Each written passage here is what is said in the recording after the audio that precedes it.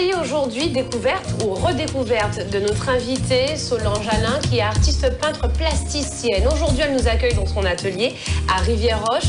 L'occasion nous est donnée de redécouvrir son univers et en tout cas de le comprendre, de mieux le cerner, parce qu'il est empreint d'histoire, de blessures, de cicatrices, de renouveau, d'espoir.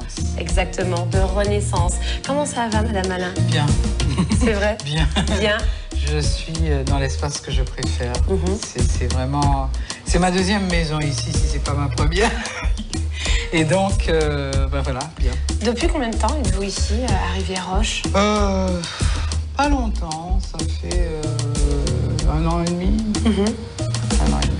Femme de terrain, dans le social, dans le milieu social, il y a aussi le théâtre qui ne vous lâche pas plus. Et puis l'écriture. L'écriture. Cette écriture qu'on retrouve aussi à travers toutes ces histoires qu'on raconte. Alors oui, de toute façon, on leur raconte des histoires. Hein. L'écriture se verra de plus en plus parce que de plus en plus, je sens que ça me démange. Et des fois, je fais des choses comme ça. Et je sens que l'écriture arrive. Et puis, j'ai pas beaucoup montré mes textes.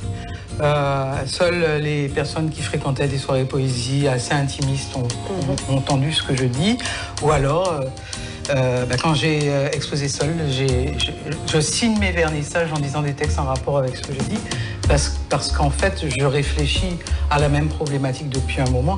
Je viens du social, j'ai vu des gens en souffrance. Je sais que notre société a des choses à régler, a des démons à exorciser, et donc c'est là que je me situe. Et je me situe là dans la peinture, et je me situe là aussi dans l'accompagnement que je peux proposer aux personnes, toujours dans le social, par exemple en faisant du développement personnel avec les supports artistiques. Quand on crée, on parle de soi sans le savoir, et finalement on dit beaucoup de choses, et quand on peut les nommer, quand on peut les expliquer, quand on peut les comprendre, eh bien, on comprend mieux qui on est, et chaque fois que l'on crée, on dit quelque chose de nous, et ça peut évoluer, on peut créer, recréer, faire, défaire, etc. Et voilà comment on peut se trouver. Avez-vous l'impression d'être parfois une éponge qui absorbe tous les maux de la société, et cette éponge, justement, on va la purger, on va l'essorer, et puis surtout se sauver de tout ça à travers la peinture? Se sauver, non. J'ai fait un travail sur moi pendant longtemps. D'ailleurs, on ne peut pas travailler avec les personnes, accompagner les personnes si on n'a pas travaillé sur soi. Parce qu'il faut prendre du recul par rapport à ce qu'on vit avec la personne que l'on suit. Mais c'est vrai que j'ai accueilli de la souffrance.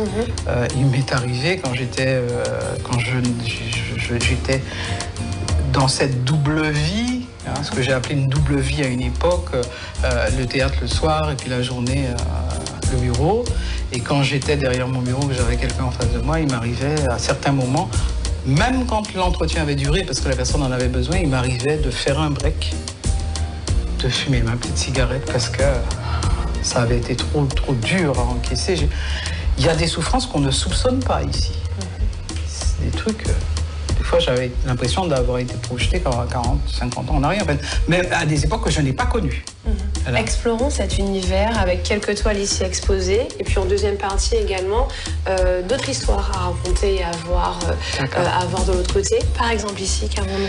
Alors, qu'avons-nous? Alors ici, cette toile-là me plaît bien parce que, bon, déjà, si vous connaissez un peu mon travail, si tu connais un peu mon travail, tu sauras que les petits bonhommes reviennent souvent. Oui, et on les voit. On les voit il y a aussi. Beaucoup de silhouettes. Voilà. Ce sont des silhouettes de théâtre au départ. Ce sont des personnages qui rentrent en lumière progressivement et qui sont à contre-jour. Mais cette lumière, on la voit un peu partout. La lumière, elle est là tout le temps parce qu'en fait, je suis partie de quoi? Je suis partie de nos blessures, parce que notre premier contact avec la vie, c'est un cri. Déjà. D'accord? Et donc, et puis il y en a eu d'autres. Il y a eu celles qui nous ont précédées, toute notre histoire, dont on ne parle pas suffisamment et qui est là et qui nous habite et qui nous empêche d'avancer parce que il y a des choses qui ne sont pas dénouées. Et donc, je pars de l'humain. Mais cet humain-là, je n'ai pas envie de l'enfermer seulement dans notre histoire parce que, comme j'ai été formée en sciences humaines, j'ai vu l'humain d'une façon générale et je raccroche ça à une façon de se décliner en tant qu'être humain ici, mais dans quelque chose de plus vaste. À travers certaines œuvres, on voit ce mélange de matières. On n'est pas que sur de la peinture, on est sur un mariage avec les matières. Il y a une communion entre elles. Les matières s'épousent sur certaines toiles. Les matières me permettent de dire des choses. Par exemple, les miroirs cassés, là, bon, on peut s'imaginer que c'est juste comme ça un délire d'artiste. Au départ, c'est un délire d'artiste. Parce qu'il y a des moments où je lâche prise, hein, et de plus en plus d'ailleurs. Tu vas voir comment ça a évolué. J'ai posé des miroirs parce que j'ai senti qu'il fallait mettre des miroirs. Et puis, j'ai travaillé là-dessus et j'ai finalement pensé, mais Claude Dubar, psychosociologue, qu'est-ce qu'il nous dit de l'être humain blessé? Il nous dit que quand on a un choc biographique, je sais pas, moi j'étais marié à un homme riche et célèbre et il décède et j'ai plus rien, il m'a rien laissé, voilà. Je suis qui? J'étais madame de Huntel et je suis qui là maintenant? Là, eh ben, on est en vrac, on a une personnalité en vrac qu'il va falloir reconstruire si on veut se remettre debout. Et comme justement, je parle de résilience, ben, c'est le moment de se remettre debout. Et Claude Dubar, donc, dit que justement, la personnalité est comme ça brisée, mais avec chaque élément pris, chacun séparément, donne une direction à prendre pour se sortir de ce carrefour dans lequel on est. Et ben, chaque petit bout de miroir est impossible de soi. Et d'ailleurs, dans les premiers tableaux où je mettais les miroirs, il suffisait de passer, de se regarder comme ça, on voyait comme des sauts d'images, et la personne qui se regardait se voyait sauter comme ça, et avec un œil en moins, une oreille en moins, enfin, ça changeait à chaque petit morceau de miroir. J'ai vu des gens s'amuser avec ça.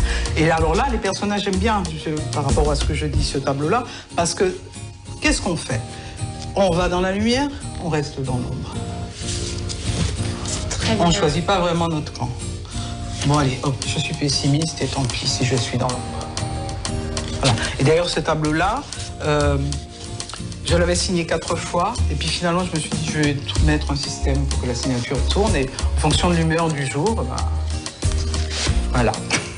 Je joue beaucoup avec le public.